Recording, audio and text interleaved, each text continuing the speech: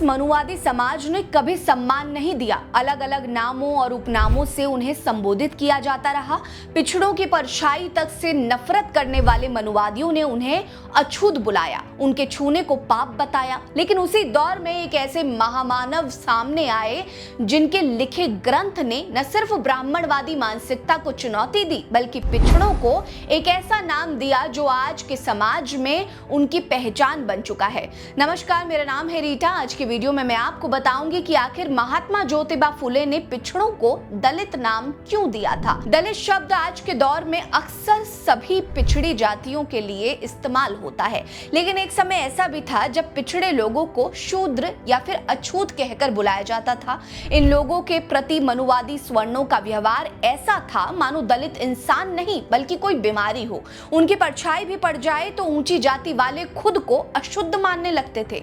ये शब्द दलितों के अस्तित्व को चुनौती देते थे और हर पल उन्हें उनकी जगह याद दिलाते थे। शूद्र या फिर अछूत शब्द एक अपमानित शब्द के समान बन गया था। इस कारण महात्मा ज्योतिबा राव फूले ने फैसला किया कि पिछड़े दबे कुचले लोगों के लिए शूद्र या फिर अछूत शब्दों का इस्तेमाल नहीं होगा। इसके बजाय उन्होंने दलित शब्द को चुना, जो अंग्रेजी के डिप्रेस्ड क्लास का हिंदी अनुवाद था। इसका मतलब था हर वो व्यक्ति जो जातिगत उत्पीड़न का शिकार हो, वो दलित है। ये शब्द न सिर्फ एक नई पहचान था बल्कि ये दलितों के संघर्ष और आत्मसम्मान का प्रतीक बन गया।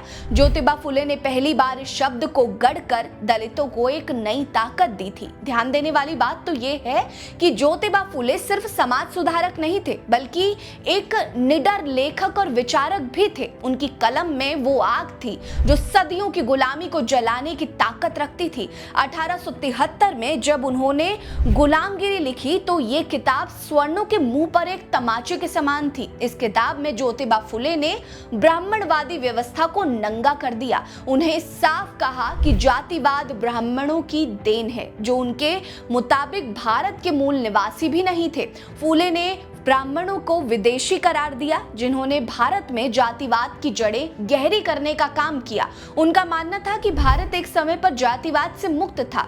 राक्षस, असुर, दैत्य और दानव जैसे शब्द जिन्हें ब्राह्मणवादी ग्रंथों में नीचा दिखाया गया, वे असल में भारत के मूल निवासी और न्याय प्रिय राजा थे। ज्योतिबा फुले ने अपनी किताब में राजा बाली को एक आदर्श शासक बताया जिसे ब्राह्मणों ने मिथकों के जरिए बदनाम कर दिया। गुलामगिरी किताब में ज्योतिबा फुले ने ब्राह्मणवादी ग्रंथों और उनकी तर्कहीन मान्यताओं पर सीधा हमला बोला। उन्होंने कहा कि ये ग्रंथ चमत्कारों और मिथकों की बुनियाद पर टिके हैं जिनका हकीकत से कोई लेना देना नहीं है। वो कहते थे कि स्वर्णों की हर बात को सच मान लेना दलितों की सबसे बड़ी गुलामी है। उन्होंने सवाल उठाया कि जो सभ्यताएं आर्यों की देन मानी जाती हैं वो असल में आर्यों के आने से पहले की थी। उस दौर में भारत में जातिवाद जैसी कोई कुप्रथा नहीं थी। ज्योतिबा फुले ने लिखा कि ब्राह्मणवादी व्यवस्था ने दलितों को गुलाम बनाकर उनके गुणों को कुचल दिया। महात्मा ज्योतिबा फुले के इस किताब ने स्वर्णों और ब्राह्मणों के अंतड़ियों में आग लगा दी थी। उनकी सत्ता डगमगाने लगी थी। ऐसा पहली बार हुआ था कि किसी ने इतने तीखे अंदाज में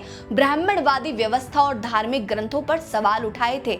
स्वर्ण समाज में गुस्सा इस कदर भड़का कि वे ज्योतिबा फुले को रोकने की जुगत में लग गए। लेकिन ज्योतिबा डरने वालों में से नहीं थे। उन्होंने 1873 में ही सत्य शोधक समाज की स्थापना की, जो जातिवाद और अंधविश्वास के खिलाफ एक क्रांतिकारी कदम था। इस समाज ने दलितों और शोषितों को एकजुट किया और उन्हें अपने अधिकारों के लिए लड़ना सिखाया। आपको बता दें कि ज्योतिबा फुले का मानना था कि समाज तभी तरक्की करेगा जब जातिगत भेदभाव खत्म होगा। वो कहते थे कि एक शिक्षित महिला पूरे समाज को मजबूत करती है। इसीलिए उन्होंने अपनी पत्नी सावित्रीबाई फुले के साथ मिलकर महिलाओं के लिए स्कूल खोले और महिला शिक्षा के लिए आवाज उठाई। 25 साल तक उनके आंदोलन ने दलितों को इतना सशक्त किया कि उनके पढ़ाए बच्चे खुद इस क्रांति को आगे ले जाने को तैयार थे। 1888 में राव बहादुर विठल राव कृष्णाजी वांदेकर ने उन्हें महात्मा की उपाधि दी। लेकिन 1890 में लकवाग्रस्त होने के बाद 28 नवंबर 1890 को महात्मा ज्योतिबा फुले इस दुनिया को अलविदा कह गए। ज्योतिबा ज्योतिबा फुले भले ही आज हमारे बीच ना हो, लेकिन उनकी गुलामगिरी और उनके विचार आज भी जिंदा है। आपको हमारी ये वीडियो कैसी लगी कमेंट सेक्शन में बताएं। महात्मा फुले की किताब गुलामगिरी आपने अभी तक पढ़ी है या नहीं, ये भी बताइएगा। हमारे साथ बने रहिए, चैनल को सब्सक्राइब करिए, वीडियो को लाइक करिए। नमस्कार।